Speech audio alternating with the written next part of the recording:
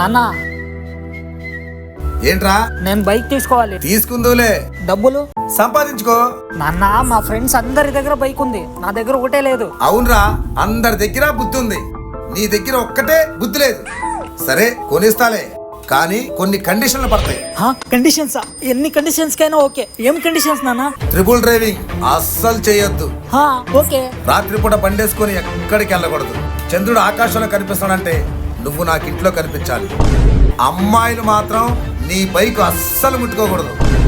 Bike speed 20కి మించకూడదు.